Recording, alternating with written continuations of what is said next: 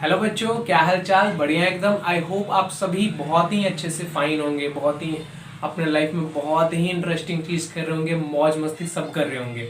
इस चैप्टर में हम क्या करने जा रहे हैं, इस चैप्टर में हम क्लास 8 के चैप्टर सेकंड जो माइक्रो ऑर्गेनिज्म फ्रेंड एंड फो है उसके बारे में सारे डिटेल्स को समझने जा रहे हैं। ये चैप्टर क्या है, इस चैप्टर के बाद आपको ये जो छोटे छोटे बैक्टीरियाज होते हैं ना, आप सुनते रहते होंगे, वायरस, बैक्टीरिया, फंगी, प्रोटोजोआ, इन सारे के बारे में आपको बहुत ही अच्छे से नॉलेज मिल जाएगा। और साथ में आपके इस चैप्टर से जितने भी क्वेश्चन आपके पेपर में आने वाले होंगे या फिर आएंगे, और अगर आप किसी कॉम्पिटिटिव एग्जाम के लिए प्रैक्टिस कर रहे हैं तो सारे एमसीक्यू भी हम इस चैप्टर में डिस्कस करते रहेंगे, जिससे आपका एक भी टॉपिक ना बचे इस चैप्टर से।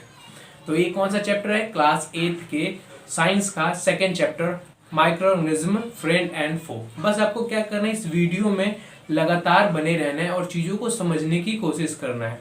यहाँ पर साथ में स्लाइड चलते रहेंगे, आपके एनसीईआरटी के जो बुक के स्लाइड है वो चलते रहेंगे।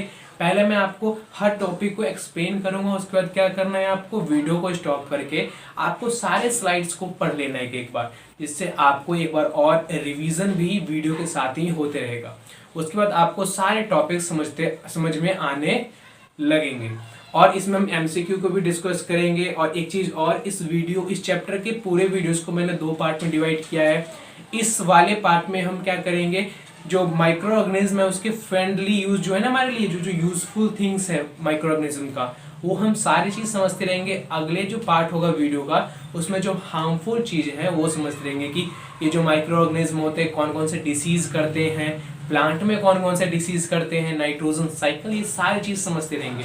तो यहाँ पर मैंने लैपटॉप ले लिया है, इसमें आपके चैप्टर को मैंने ओपन कर लिया है। अब एक एक करके हम सारी चीज को डिस्कस करते रहेंगे। आपको एक और चीज करना है, कॉपी लेना है। अगर आपको लगता है कि ये चीज ना एमसीक्यू में आएगा तो आपको एक सिंगल सा छोटा सा शॉर्ट नोट लगा के लिख लेना है। हम कोशिश करेंगे कि जैसे ही हमारे 8 क्लास के सारे चैप्टर कंप्लीट हो जाए उसके बाद आपको एमसीक्यू के भी प्रैक्टिस करवाया जाए, और जो प्रीवियस ईयर्स में क्वेश्चन आ रखे ना, मतलब पहले स्कूल में पूछे गए क्वेश्चन, उन सब का भी आपको डिस्कशन करवा दे, जिससे कि कोई भी टॉपिक बचे ही ना जहाँ से टीचर पूछे और आपको ना आए।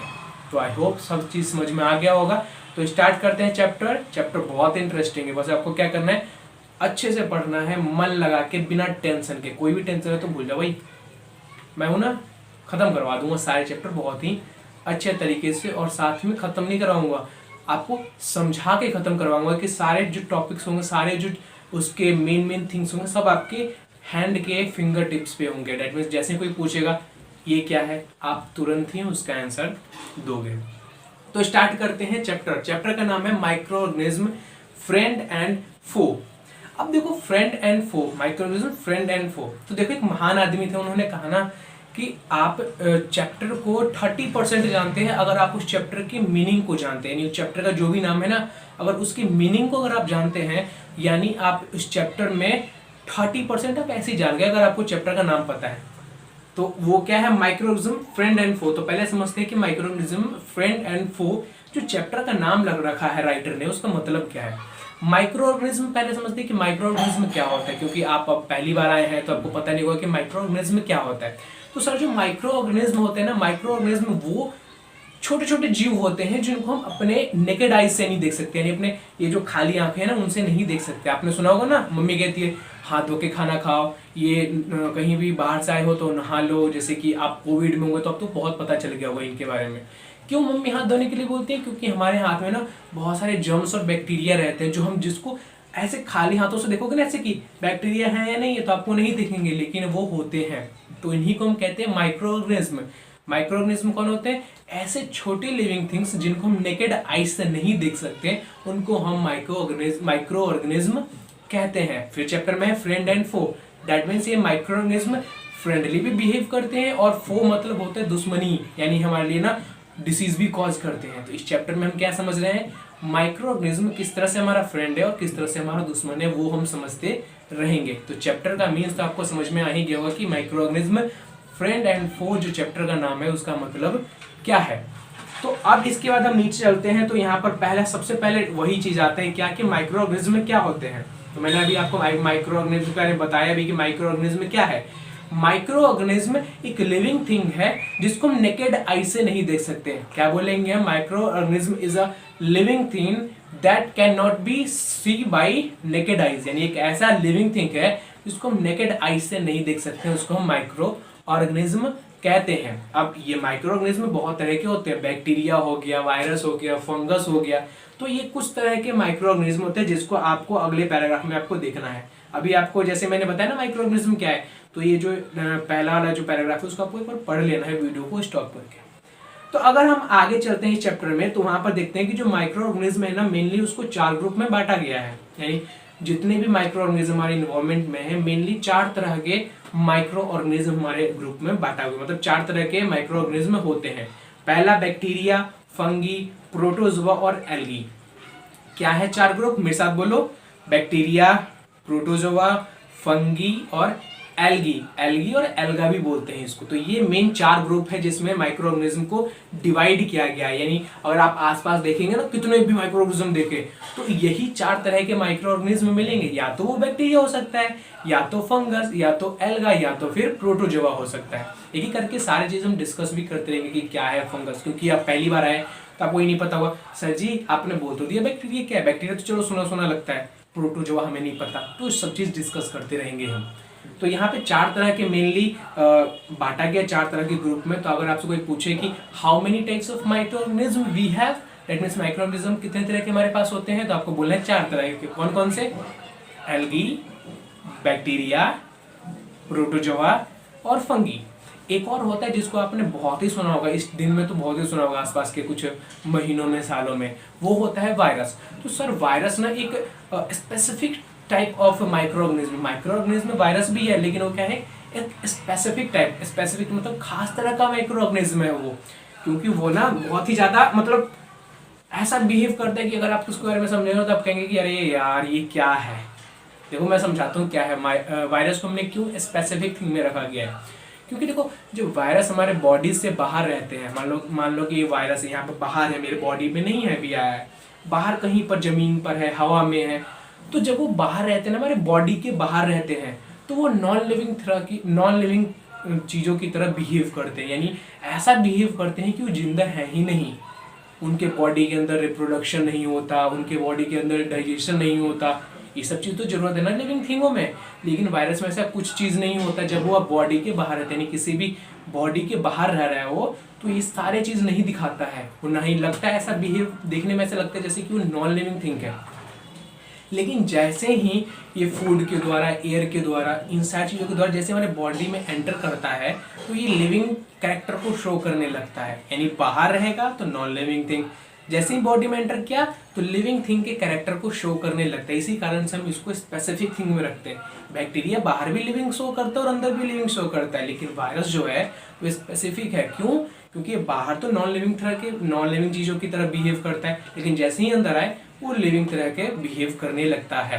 तो ऐसा क्वेश्चन आपको एमसीक्यू में पूछ सकता है कभी भी कि ऐसा कौन सा माइक्रो ऑर्गेनिज्म है जो बाहर तो नॉन लिविंग तरह बिहेव करता है, लेकिन अंदर बॉडी में आते ही लिविंग जैसा बिहेव करने लगता है। तो कोई भी चीज़ सोचना समझना नहीं है, वायरस पे आपको टिक करके आ जाना है। तो यहाँ पर हमने सभी तरह के माइक्रो ऑर्गेनिज्म को डिस्कस कर लिया, 4, बैक्टीरिया, प्रोटोजोआ, एल्गी, फंगी जो मेन है। 5वां कौन है? 5वां हमारा वायरस है, जिसको हमने स्पेसिफाई रख रखा है, मतलब अलग रख रखा है। क्यों? क्योंकि ये कुछ एक्स्ट्रा कैरेक्टर दिखाता है एज कम्पेयर टू अदर्स, यानी सारे के मुकाबले अलग अलग कैरेक्टर ये दिखाता है। यानी ये बॉडी में लिविंग दिखाता है और बाहर रहता है तो नॉन लिविंग थिंग्स दिखाता है। तो अब आपको ये वाले जो दूसरा पैराग्राफ है आप उसको वीडियो स्टॉप करके उसे भी पढ़ लेना है। चलते हैं हम नेक्स्ट की तरफ। तो यहाँ पर अगले पेज पे जाते हो तो यहाँ पे कुछ तरह के जो माइक्रो ऑर्गेनिज्म है उनके फोटोज दिया हुआ है। जैसे कि पहला बैक्टीरियाज हैं, जैसे जो ऊपर आपको दिख रहे हैं ना, ये कीड़े जैसे लग रहे हैं, जैसे छोटे छोटे एनिमल्स होते हैं उनकी तरह। तो ये क्या है? बैक्टीरिया के एग्जाम्पल्स हैं। नीचे जाओगे तो यहाँ पे एल्गी का एग्जाम्पल, जिसमें क्लाइडोमोनास है, स्पाइरोगाइरा है, साइड में प्रोटोजोआ के, जितने भी हमने 4 ग्रुप पढ़े ना उन्हीं के एग्जाम्पल्स यहाँ पे दिए हुए हैं। प्रोटोजोआ के अमीबा हो गया, पैरामीशियम हो गया, फंगी में ब्रेड मॉड्यूल, पेनिसिलिन, एस्परजिलस। आपको क्या करना है, इन सारे को ना डायग्राम माइंड में पर बैठा लेना। जब आप इसको 4-5 बार देखोगे ना तो आपके माइंड में डायग्राम बैठ जाएगा। क्यों? क्योंकि बहुत बार पेपर में होता है ना कि आपको इनमें से कोई भी एक डायग्राम आपको दे देगा और आपको कहेगा कि इनमें से कौन स्पाइरोगाइरा है, या फिर डायरेक्ट आपको चित्र दे देगा और पूछ लेगा कि इसका नाम क्या है। जैसे मान लो कि यहाँ पर क्लाइडोमोनास का आपको चित्र बना के दे दिया, ड्राइंग बना के दे दिया पेपर में आपके, और पूछ रहा है कि क्या है, क्योंकि नाम नहीं लिखेगा वो, बस चित्र बना के दे देगा। तो अगर आपने देखा होगा, आपको समझ में आया होगा, तभी आप बताएंगे कि क्लाइडोमोनास है। तो आपको क्या करना है, 2-3 बार इनको ना अच्छे से देख लेना है कि हाँ यार ये देखो माउस तरह का स्ट्रक्चर है ना, तो ये क्लाइडोमोनास है, ये स्पाइरोगाइरा है, ये अमीबा है ना, अंगुलियों जैसे जिसकी आकृति है वो अमीबा है। तो आपको एक बार इनको देख लेना है कि क्या है, तो आपको जैसे समझ में आ जाएगा। आई होप क्लियर ये चीज़ भी। बहुत अच्छा। मान लो कि कोई रह जाता है टॉपिक, तो आपको कमेंट में बता देने कि सर जी मुझे ना ये समझ में नहीं है, तो मैं आपको उसको भी डिस्कस कर दूंगा, या तो कमेंट में बता दूंगा या तो पर्टिकुलर वीडियो में आपको समझा दूंगा। तो यहाँ पर हमने ये चीज़ समझ कर लिया। अब उसका नीचे जाते हैं तो यहाँ पे 2.2 में आता है where do microorganism live, यानी हमसे कोई पूछे कि माइक्रो ऑर्गेनिज्म ना कहाँ रहते हैं, तो माइक्रो ऑर्गेनिज्म के लिए ना कोई परफेक्ट जगह नहीं है कि माइक्रो ऑर्गेनिज्म यार भाई यहाँ पर माइक्रो ऑर्गेनिज्म है, भाई यहाँ पर माइक्रो ऑर्गेनिज्म है। नहीं सर, माइक्रो ऑर्गेनिज्म ना हर जगह है, जहाँ भी आप सोच सकते हैं सभी जगह माइक्रो ऑर्गेनिज्म पाया जाता है। सैलिन वाटर में, सैलिन वाटर मतलब क्या होता है, ऐसा पानी जिसमें नमक की मात्रा ज़्यादा है, जैसे समुद्र का पानी, वहाँ पर भी माइक्रो ऑर्गेनिज्म पाया जाता है। जमीन के अंदर भी पाया जाता है। ज्वालामुखी सुना है, ज्वालामुखी में भी बहुत तरह के माइक्रो ऑर्गेनिज्म पाए जाते हैं। जो गाय होते हैं ना, गाय के जो डंक होते हैं, गोबर, उसमें भी माइक्रो ऑर्गेनिज्म पाए जाते हैं। हवा में माइक्रो ऑर्गेनिज्म पाया जाता है, पानी उबाल रहे हैं उसमें माइक्रो ऑर्गेनिज्म पाया जाता है। डेजर्ट में पाया जाता है, डेजर्ट मीन्स रेगिस्तानों में पाया जाता है, बर्फ के इलाकों में पाया जाता है, हमारे आसपास पाया जा रहा है, बॉडी के ऊपर है। तो माइक्रो ऑर्गेनिज्म का कोई परफेक्ट प्लेस नहीं है, वो हर जगह पाया जाता है। जहाँ भी आप सोच सकते हैं वहाँ तक माइक्रो ऑर्गेनिज्म पाया जाता है। जब अर्थ का निर्माण हुआ था, जब अर्थ बना था, तो सबसे पहले माइक्रो ऑर्गेनिज्म ही थे सर। तो माइक्रो ऑर्गेनिज्म क्या है, सब जगह पाया जाता है, पानी के नीचे, पानी के ऊपर, आसमान में, डेजर्ट में, ज्वालामुखी में, सब जगह माइक्रो ऑर्गेनिज्म पाया जाता है। तो अगर आपसे कोई पूछे कि माइक्रो ऑर्गेनिज्म कहाँ पाया जाता है, तो नॉर्मली आपको कहना है एवरीवेयर। एवरीवेयर मतलब हर जगह पाया जाता है, कोई परफेक्ट स्पेस नहीं है, सब जगह पाया जाता है माइक्रो ऑर्गेनिज्म। क्लियर है? Very good. इसमें अगर आपसे एमसीक्यू बना दे सकता है कि कहाँ पाया जाता है माइक्रो ऑर्गेनिज्म में, और 4 ऑप्शन दे देगा, एक में लिख देगा डेजर्ट में, एक में लिख देगा आइस वाले प्लेस पे, एयर में, और लास्ट में लिख देगा ऑल ऑफ दीज। तो आपको क्या कर देना है, all of these. All of these मतलब इन सारे जगहों पे पाया जाता है। क्लियर? तो आगे हम चलते हैं, तो आगे हम देखते हैं माइक्रो ऑर्गेनिज्म एंड अस, यानी माइक्रो ऑर्गेनिज्म और हम एक दूसरे से कैसा बिहेव करते हैं, यानी माइक्रो ऑर्गेनिज्म हमारे लिए अच्छा है, गंदा है, ये इसमें हम समझते रहेंगे। तो देखो माइक्रो ऑर्गेनिज्म ना हमारे लिए बैड भी है और गुड भी है, यानी हमारे लिए अच्छा भी है और खराब भी है। दही का नाम सुना है, चीज़ का नाम सुना है, पिज़्ज़ा खाते हो ना, इन सारी चीज़ों को बनाने के लिए, इनके डो बनाने के लिए, पिज़्ज़ा के, चीज़ बनाने के लिए, दही बनाने के लिए, इन सारी चीज़ों को बनाने के लिए क्या माइक्रो ऑर्गेनिज्म का यूज़ होता है। लेकिन बहुत सारे डिसीज़ भी है, जैसे कोविड हो गया, पोलियो हो गया, कोल्ड हो गया, तो डिसीज़ भी कॉज करते हैं। तो अगर हम बात करें कि माइक्रो ऑर्गेनिज्म हमारी तरह किस तरह से बिहेव करते हैं हमारे साथ, तो हम बोलेंगे micro organism behave like friendly and harmful both, यानी हमारे लिए फ्रेंड भी है और हमारे लिए हार्मफुल भी होता है। इसलिए तो चैप्टर का नाम फ्रेंड एंड फो लिखा हुआ है ना। तो अगर कोई पूछे कि माइक्रो ऑर्गेनिज्म हमारे साथ कैसा बिहेव करते हैं, तो नॉर्मली बोलना हमारे लिए फ्रेंडली भी होते हैं और हमारे लिए हार्मफुल भी होते हैं। डिपेंड करता है सिचुएशन पे कि किस तरह से है। तो इस चैप्टर में हम फ्रेंडली वाले सारी चीज़ समझ जाएंगे। अगले वीडियो में, इस चैप्टर के अगले वीडियो में हम इसके हार्मफुल इफेक्ट भी समझते रहेंगे। हार्मफुल क्या होगा, डिसीज कॉज करता है हमें, और फ्रेंडली क्या है, हमारे ना खेतों में काम आता है, फार्मर्स के लिए होता है इंपॉर्टेंट, हमारे लिए इंपॉर्टेंट होता है। अल्कोहल समझते हैं ना, दारू, उसको बनाने के लिए भी माइक्रो ऑर्गेनिज्म का हेल्प लगता है। तो हमारे लिए फ्रेंडली भी है और हार्मफुल भी है। तो आपको ये भी समझ में आ गया होगा। तो क्या करना है, वीडियो को रोकना है और पढ़ना है इसको बुक में से। ठीक। तो आगे हम चलते, तो यहाँ पे बता रहा है फ्रेंडली माइक्रो ऑर्गेनिज्म, जो मैंने आपको बताया। फ्रेंडली यानी अगर माइक्रो ऑर्गेनिज्म हमारी हेल्प कर रहा है, जो भी माइक्रो ऑर्गेनिज्म है वो हमारी हेल्प कर रहा है, तो हाँ हम कहेंगे कि हाँ ये ना हमारे लिए फ्रेंडली है। तो जो फ्रेंडली बिहेव करता है उसको क्या कहेंगे, फ्रेंडली माइक्रो ऑर्गेनिज्म। जैसे जो दही होता है ना, दही बनाते हैं तो मम्मी क्या करती है, दही दूध को उबालती हैं, उसमें ना पुराने जो दही होता है उसको 1 चम्मच डालती है। क्यों? क्योंकि दही में एक specific type of micro organism होता है, जिसका नाम मैं बता रहा हूँ, आपको याद कर लेना है। वो होता है लैक्टोबैसिलस। लैक्टोबैसिलस एक बैक्टीरिया होता है। लैक्टोबैसिलस क्या है, एक बैक्टीरिया है। जैसे हम उसे दूध में डालते हैं ना, तो खुद को डेवलप करने लगता है, खुद को ना ग्रो करने लगता है, रिप्रोड्यूस करने लगता है, जिसके कारण क्या करते हैं, अपने तरह के ना बहुत सारे माइक्रो ऑर्गेनिज्म बना लेते हैं लैक्टोबैसिलस के। और वो लैक्टोबैसिलस क्या करता है, दूध के अंदर जो प्रोटीन होता है ना उसको खा लेता है। क्या किया लैक्टोबैसिलस को हमने दूध में डाला, दूध से क्या किया उसने, दूध के जितने भी प्रोटीन थे ना उसको उसने खा लिया, और उसको खाने के बाद क्या करता है वो दही में कन्वर्ट कर देता है। इसलिए दूध में प्रोटीन होता है लेकिन कर्ड में प्रोटीन नहीं होता, उसमें कुछ और होता है। क्यों? क्योंकि जो लैक्टोबैसिलस हमने दही में दूध में मिलाया था ना गर्म वाले दूध में, वो लैक्टोबैसिलस को उसको बहुत ज़्यादा रिप्रोड्यूस किया, बहुत सारे लैक्टोबैसिलस को बनाया, और वो लैक्टोबैसिलस ने क्या किया, दूध के जो प्रोटीन थे ना उसको खा के दही में कन्वर्ट यानी कर्ड में कन्वर्ट कर दिया। तो कोई पूछे ना एमसीक्यू में कि दूध में कौन सा पाया जाता है बैक्टीरिया, तो हम क्या बोलेंगे, लैक्टोबैसिलस। और लैक्टोबैसिलस क्या है, एक बैक्टीरिया है। क्लियर? तो अगर कोई पूछे कि लैक्टोबैसिलस क्या है, फ्रेंडली और हार्मफुल है हमारे लिए, तो तेजी से बोलेंगे सर जी फ्रेंडली है, क्योंकि हमने पढ़ा है कि लैक्टोबैसिलस ना हमारे दही बनाने में हेल्प करता है। तो हम क्या कहेंगे, lactobacillus is a friendly microorganism. Clear है? Very good. तो यहाँ पर हमने ये पढ़ा सॉइल फर्टिलिटी में भी यूज होता है। सॉइल फर्टिलिटी का मतलब क्या है, देखो सॉइल फर्टिलिटी का मतलब है ना कि जैसे पहले अभी तो खाद यूज करते हैं ना, फर्टिलाइजर यूज करते हैं, पहले चैप्टर में आपने पढ़ा भी होगा, तो फर्टिलाइजर यूज करते हैं। लेकिन कभी कभी ना उर्वरक यानी मैन्योर भी यूज करते हैं। मैन्योर क्या होता है, जो डंक होते हैं ना गाँव के डंक, उनको यूज करते हैं, क्योंकि उनमें ना बहुत सारे माइक्रो ऑर्गेनिज्म होते हैं जो हमारे प्लांट को ना हेल्प करते हैं नाइट्रोजन लेने में, कैल्शियम, आयरन, ये सारी चीज़ों को लेने में ना उनको हेल्प करता है। तो हम ये भी कह सकते हैं कि जो माइक्रो ऑर्गेनिज्म है ना सॉइल की फर्टिलिटी बढ़ाता है। सॉइल की फर्टिलिटी मतलब सॉइल के अंदर जो कमी चीज़ है ना, मान लो कि उसमें नाइट्रोजन की कमी हो गया, कैल्शियम की, ये सब चीज़ों की कमी है, तो जो माइक्रो ऑर्गेनिज्म है ना इनको पूरा करता है। क्लियर?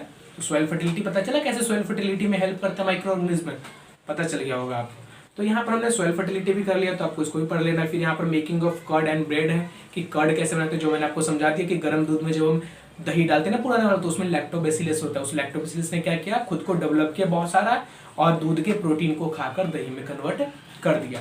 अब हम बात करते हैं मेकिंग ऑफ ब्रेड, यानी ब्रेड किस तरह से बनता है। ब्रेड भी ना हमारे माइक्रो ऑर्गेनिज्म से बनता है। कौन से माइक्रो ऑर्गेनिज्म से? ईस्ट से। ईस्ट एक टाइप ऑफ माइक्रो ऑर्गेनिज्म है। अब क्या, तो जैसा मैंने आपको बताया कि ब्रेड जो होता है, ब्रेड में क्या लगता है, ब्रेड में भी माइक्रो ऑर्गेनिज्म बहुत ज्यादा हेल्प करता है हमारा। मतलब कि जो आप जो सुबह ब्रेड खाते हो उसमें माइक्रो ऑर्गेनिज्म की बहुत ज्यादा प्रेजेंस होता है, जो हमारे लिए हेल्पफुल है। क्योंकि कर्ड वाले जो माइक्रो ऑर्गेनिज्म हमने देखा वो भी क्या था, हमारे लिए हेल्पफुल है, हमारे बॉडी को कोई इफेक्ट नहीं करता। और हमारे जो कर्ड होता है ना वो हमारे गट के लिए बहुत ज्यादा अच्छा होता है, यानी हमारे जो डाइजेशन है उसके लिए बहुत ज्यादा अच्छा होता है। इसलिए तो कहते हैं गर्मी में ना कर्ड की लस्सी बना के पियो, क्योंकि हमारे पेट को ठंडक पहुंचाता है।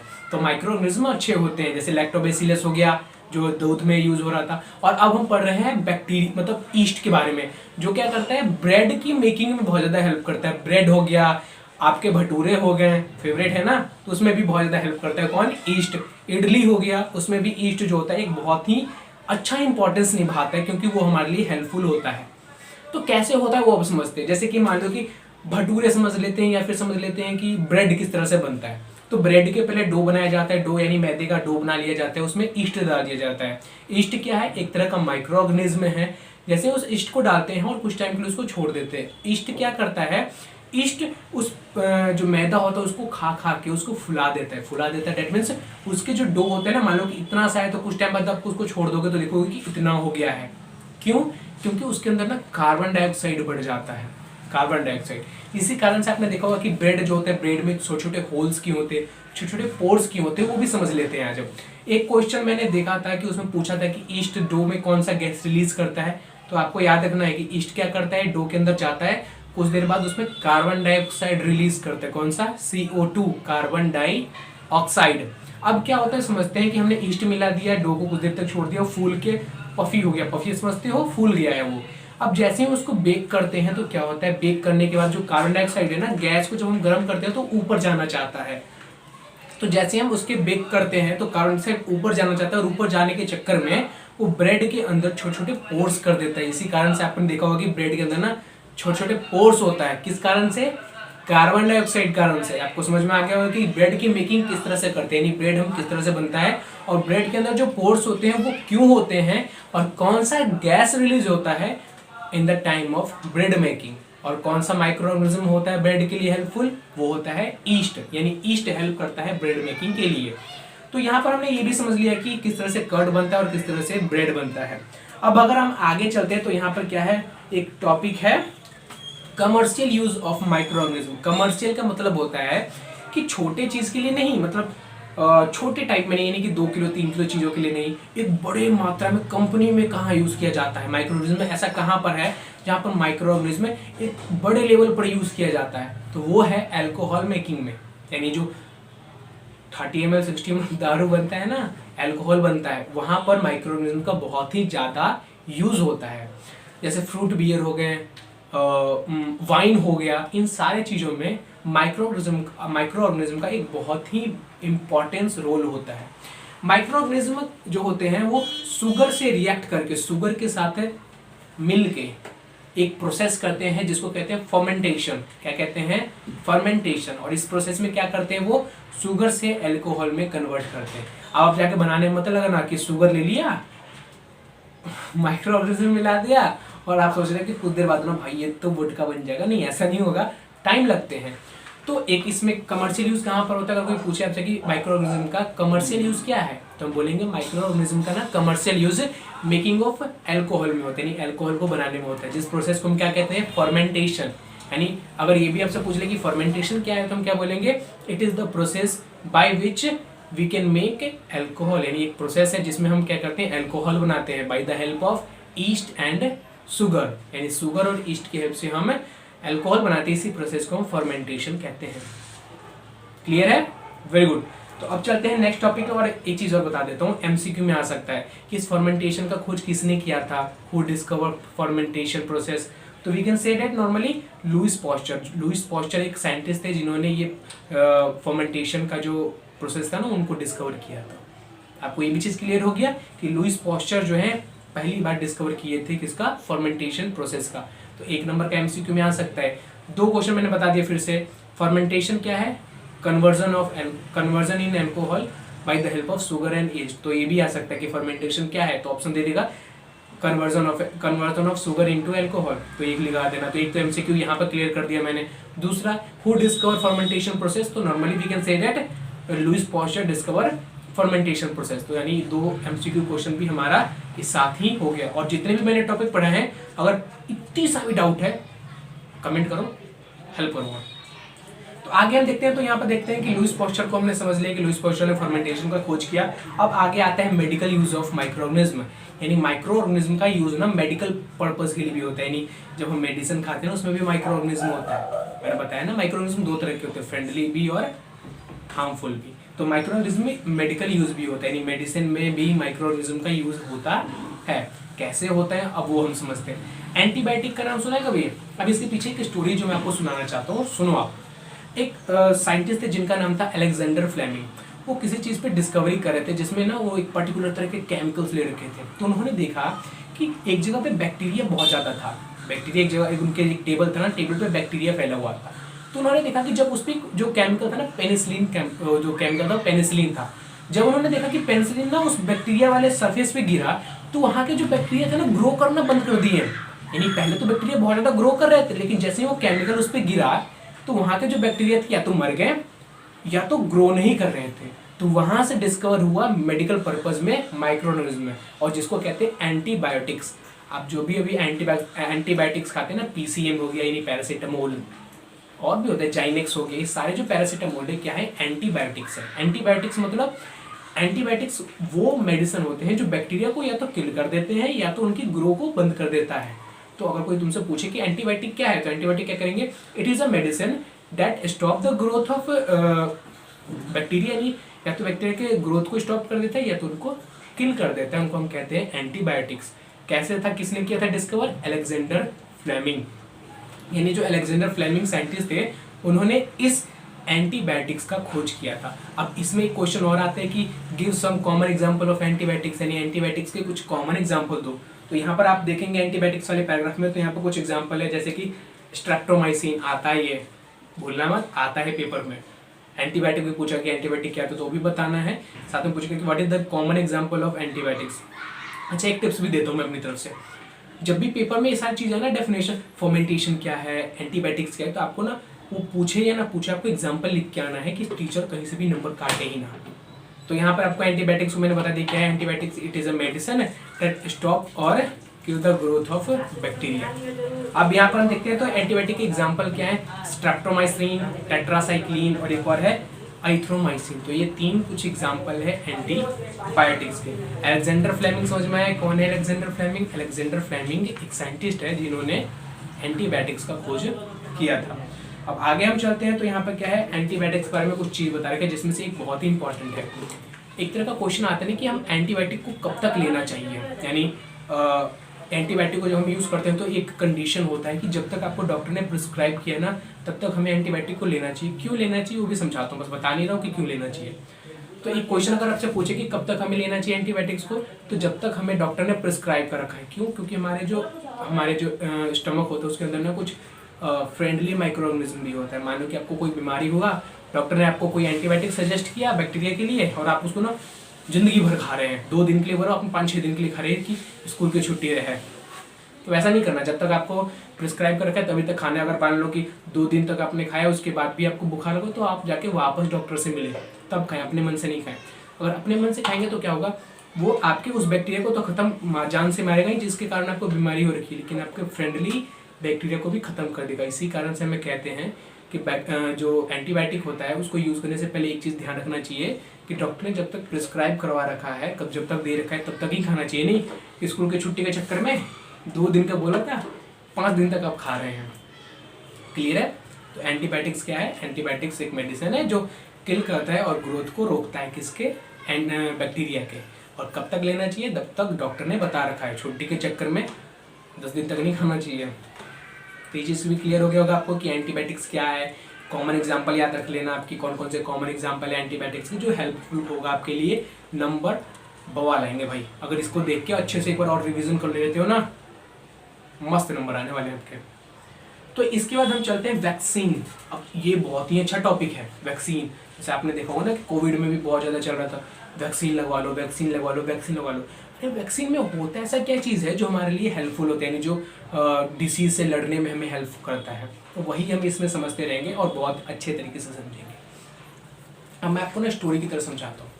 देखो हमारे जो बॉडी होता है उसमें ना कुछ गार्ड सेल्स होते हैं। गार्ड सेल्स मतलब जो खतरनाक जो डिसीज होते हैं उनसे लड़ने में हेल्प करता है हमारे, उनको कहते हैं गार्ड सेल्स। क्या कहते हैं? गार्ड सेल, या फिर बोल सकते हो एंटीजन। गार्ड सेल्स भी बोल सकते हो या फिर बोल सकते हो एंटीजन। अब जैसे ही मान लो कि खतरनाक जो भी डिसीज कॉजिंग वाले माइक्रो ऑर्गेनिज्म हमारे बॉडी में एंटर किया, मान लो कि हमें कोविड का ही ले लेते हो, कोविड के जो माइक्रो ऑर्गेनिज्म है ना उस हमारे बॉडी के अंदर एंटर किया, तो हमारे ब्लड में होता है आरबीसी और डब्ल्यूबीसी। तो जो हमारे डब्ल्यूबीसी होते हैं वाइट ब्लड सेल्स, वो ना गार्ड सेल्स को रिलीज करते हैं। गार्ड सेल्स मतलब एंटीजन्स को रिलीज करते हैं, और ये जो एंटीजन है उस माइक्रो ऑर्गेनिज्म यानी जो डिसीज कॉजिंग माइक्रो ऑर्गेनिज्म था उसे फाइट करता है और उसको कुछ दिन के बाद हरा देता है, जिसके कारण हम कुछ दिन के बाद सही हो जाते हैं। कोविड में नहीं, क्योंकि कोविड के जो माइक्रो ऑर्गेनिज्म थे ना बहुत ही नए माइक्रो ऑर्गेनिज्म थे, हमारे बॉडी को पता नहीं था कि उसको कैसे हराना है, इसलिए कोविड के कारण बहुत लोगों का डेथ भी हो गया था। लेकिन मान लो कि नॉर्मली आपको बुखार हुआ है तो आप देखते हैं कि बुखार में अगर आप दवाई भी ना खाएं तो 2 दिन के बाद सही हो जाते हैं। क्यों? क्योंकि आपको बुखार ना पहले भी बहुत बार हो चुका है, तो आपके बॉडी को पता है कि आपको उसके लिए कैसे लड़ना है, उसको कैसे लड़ के हराना है। तो क्या होता है, माइक्रो ऑर्गेनिज्म हमारे बॉडी में एंटर किया, हमारे डब्ल्यूबीसी यानी वाइट ब्लड सेल्स ने लड़ने के लिए गार्ड सेल्स को भेजा और गार्ड सेल्स ने क्या किया, उन माइक्रो ऑर्गेनिज्म को जान से मार दिया और फिर हमें बुखार सही हो गया। ये होता है। तो अब साथ में एक चीज़ और कर लेता है, जैसे ही उसको लड़ता है ना, उस मान लो कि बुखार के माइक्रो ऑर्गेनिज्म से लड़ता है तो साथ में ना एक मेमोरी बना लेता है। मेमोरी क्या बनाता है कि अगर बाई चांस ये जो आया है ना वापस आए मेरे अंदर, इसको किस तरह से मारना है वो पता चल जाता है उसको। यानी मान लो कि पहली बार अगर आपको बुखार हुआ है तो 2 दिन में सही हुआ, तो अगली बार अगर आपको उसी तरह का बुखार फिर से हुआ ना तो आधे दिन में भी सही हो जाएगा। क्यों? क्योंकि अब आपके बॉडी को पता है कि उसको किस तरह से लड़ना है। और यही काम होता है वैक्सीनेशन में। वैक्सीनेशन में क्या कहते हैं, बचपन में ना पोलियो की वैक्सीन दिलवाया जाता है, अलग टीबी का वैक्सीन दिलवाया जाता है। क्यों दिलवाया जाता है? स्मॉल पॉक्स का दिलवाया जाता है। अब समझते हैं कि कैसे काम करता है। मान लो कि आपको वैक्सीन दिया जा रहा है स्मॉल पॉक्स का, तो क्या करते हैं, स्मॉल पॉक्स को जो कॉज करते हैं ना, जो माइक्रो ऑर्गेनिज्म होते हैं जो स्मॉल पॉक्स को करवाते हैं, मान लो कि कोई एक पर्टिकुलर, मान लो कि एक माइक्रो ऑर्गेनिज्म जिसका नाम मोहन है, बस एज्यूम करना है, आपको सोचना है वो ना स्मॉल पॉक्स करता है। तो जैसे ही उस रोहन ने हमारे अंदर मतलब मोहन ने हमारे बॉडी में एंटर करेंगे तो हमें स्मॉल पॉक्स होने लगेंगे, यानी छोटे छोटे हमारे शरीर पे दाने आने लगेंगे। अब वैक्सीन क्या काम करता है, वो जो माइक्रो ऑर्गेनिज्म होते हैं ना जिसके कारण हमें बीमारी हो रही है, उस माइक्रो ऑर्गेनिज्म को बहुत ही कमजोर कर देते हैं, यानी बहुत ही कमजोर, जिसको ऐसे टच करो वो मर जाएगा। तो उस माइक्रो ऑर्गेनिज्म को बहुत ही कमजोर करके हमारे बॉडी के अंदर डाल देते हैं। अब जैसे हमारे बॉडी के अंदर जाता है तो WBC तो अपना काम करेगा, क्या करेगा, वो लड़ने के लिए गार्ड सेल्स को भेजेगा। और वो जो माइक्रो ऑर्गेनिज्म था कमजोर था, जिस कारण से क्या हुआ, WBC ने तुरंत ही उसको हरा दिया, एक दिन के बाद हरा दिया। अब एक दिन के बाद हराने के बाद ये तो चला गया कि हाँ हम जल्दी सही हो गए, लेकिन वैक्सीन ने क्या किया, वैक्सीन के जो कमजोर माइक्रो ऑर्गेनिज्म हमारे बॉडी अंदर आया था, WBC ने जिसको हराया, वो हरा तो दिया, साथ में एक मेमोरी बना लिया कि अगर मान लो कि अगली बार ये जो माइक्रो ऑर्गेनिज्म है ना वापस आए तो उसको कैसे हराएंगे। इसी कारण से हमें फायदा हो जाता है।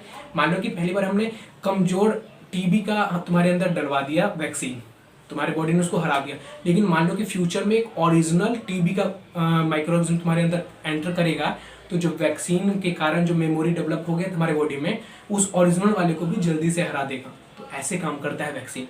कोविड में भी ऐसे ही काम किया था कि कोविड के अंदर कोविड के जो कमजोर वाले थे ना पैथोजन, कमजोर वाले जो माइक्रो ऑर्गेनिज्म थे वो आपके बॉडी में पहले डाल दिया गया, जिससे आपको बॉडी को पता चल गया ना कि इसको किस तरह से हराना है। और जब अगर मान लो कि ओरिजिनल कोविड के आपके अंदर फिर से आए तो उसको पता है कि किस तरह से हराना है, तो वो जल्दी हरा देगा। क्लियर है वैक्सीनेशन? वैक्सीनेशन में क्या होता है, हम उस मेमोरी का यूज करते हैं, जो मेमोरी WBC बना लेता है किसी भी चीज को मारने के बाद। यानी माइक्रो ऑर्गेनिज्म आया बॉडी में, WBC ने उसको जान से मार दिया, जान से मारने के बाद ये भी समझ लिया कि उसको किस तरह से मारना है। और अगर अब ओरिजिनल वाला आया तो भी उसको बहुत अच्छे से मार देते हैं। यहाँ पर वैक्सीनेशन भी क्लियर हो गया, तो आपको वैक्सीनेशन भी समझ में आ गया होगा, नोट्स आपको मिल जाएंगे। अब हम पढ़ते हैं कि और कहाँ कहाँ यूज होता है ये। तो है इंक्रीज इन सॉइल फर्टिलिटी, यानी सॉइल की फर्टिलिटी बढ़ाने के लिए, जो मैंने आपको पहले बता दिया था कि सॉइल की फर्टिलिटी भी इंक्रीज करता है। कैसे करता है, मान लो कि सब्जी के छिलके हैं, ये सारे छिलके आपने फेंक दिया, माइक्रो ऑर्गेनिज्म क्या करता है, इनको ना डिग्रेड कर देता है, इनको डिग्रेड कर देता है और क्या करता है, मिट्टी में मिला देता है। और मिट्टी में मिलाने के कारण क्या हुआ, इनके अंदर जो कैल्शियम थे, इनके अंदर जो आयरन थे, उन सबको मिट्टी में मिलाकर मिट्टी की सॉइल की फर्टिलिटी को इंक्रीज कर देता है। साथ में हम आगे पढ़ेंगे कि जो माइक्रो ऑर्गेनिज्म होते हैं ना, नाइट्रोजन को भी हमारे जमीन में मिलाता है, सॉइल में मिलाता है। तो इस तरह से मिट्टी की भी फर्टिलिटी इंक्रीज करता है कौन, माइक्रो ऑर्गेनिज्म। इसमें दो तरह के माइक्रो ऑर्गेनिज्म का याद रखना नाम, एक होता है साइनोबैक्टीरिया और एक होता है नोस्टॉक। साइनोबैक्टीरिया क्या करता है, जो एयर में नाइट्रोजन होता है ना उसको जमीन में मिलाने का काम करता है। तो कोई पूछे कि किस तरह से फर्टिलिटी इंक्रीज करता है, तो हम कहेंगे कि we can take the example of cyanobacteria, जो क्या करता है, नाइट्रोजन को जमीन के अंदर मिला दिया जाता है, जिससे क्या होता है, सॉइल की फर्टिलिटी बढ़ता है। अच्छा, मैंने एक MCQ स्किप कर दिया जो मैं आपको फिर से बता देता हूँ। इसमें सबसे ऊपर देखेंगे ना यहाँ पर वैक्सीन वाले में, तो वहाँ पर है Edward Jenner who discover vaccine of smallpox. यानी क्वेश्चन पूछ सकता है कि स्मॉल पॉक्स के जो वैक्सीन है उसका डिस्कवर किसने किया, तो आपको बता देना है एडवर्ड जेनर। क्लियर? ठीक है। तो यहाँ पर सॉइल की फर्टिलिटी हमने समझ लिया कि किस तरह से होता है। साइनोबैक्टीरिया जो होता है ना, नाइट्रोजन मिला देता, नाइट्रोजन को जमीन में मिला देता है, जिससे क्या होता है, सॉइल की फर्टिलिटी इंक्रीज हो जाती है। अब हम समझते हैं एक लास्ट है हमारा कि क्लीनिंग ऑफ इन्वायरमेंट, यानी इन्वायरमेंट को भी क्लीन करने में हेल्प करता है। मान लो कि तुमने बहुत सारी चीज़ को फेंक दी, इन्वायरमेंट में बहुत सारी चीज़ें, प्लास्टिक हो गया, कोई इंसान मरता है वो हो गया, जानवर मर रहे हैं वो हो गया, क्या करते हैं माइक्रो ऑर्गेनिज्म, उनको ना डिग्रेड कर देते हैं। डिग्रेड मतलब सड़ा गला देते हैं, सड़ा गला के ना उसको कुछ दिन के बाद खत्म कर देते हैं, उसको जमीन में मिला देते हैं, जिससे क्या हुआ, ये सारी चीज़ ना धीरे धीरे करके इन्वायरमेंट से क्लीन हो जाते हैं। मान लो कि अगर माइक्रो ऑर्गेनिज्म हो ही ना, तो जो मरे हुए थे ना 100 साल पहले, जो कोई मान लो कोई जानवर मरा है तो अभी तक रहेगा अगर माइक्रो ऑर्गेनिज्म ना हो तो। लेकिन माइक्रो ऑर्गेनिज्म होने के कारण क्या करते हैं, उनको सड़ा गला कर जमीन में मिला देते हैं, जिसके कारण वो खत्म हो जाता है। तो यहाँ पर हमने सारे फ्रेंडली माइक्रो ऑर्गेनिज्म के जितने भी काम थे सभी हमने डिस्कस कर लिया है। अब हम अगले जो वीडियो है इसका टॉप आएगा पार्ट, उसमें हम हार्मफुल माइक्रो ऑर्गेनिज्म के बारे में सारी चीज़ समझ रहे होंगे। तो अगर वीडियो अच्छा लगा तो एक कमेंट तो करना है, जिससे कि मुझे समझ में आए कि हाँ बच्चों को समझ में आ रहा है। और नहीं अच्छा लगा तो कोई अगर आपको सजेशन है कि सर ना आप इस तरह से कर सकते हो तो ज़्यादा अच्छा लगेगा, तो वो भी वीडियो में बताना है बाय। और फिर बस समझ में आया होगा तो बहुत ही अच्छा, नहीं आया होगा तो कमेंट करना। और साथ ही में अगर कोई भी डाउट है तो कमेंट तो पक्का करना, वीडियो को लाइक करना, और हम मिलते हैं नेक्स्ट वीडियो में। तब तक के लिए बाय। पढ़ते रहना अच्छे से, और एक बार जो मैंने पढ़ाया उसको रिवाइज कर लेना। तो बाय बच्चों।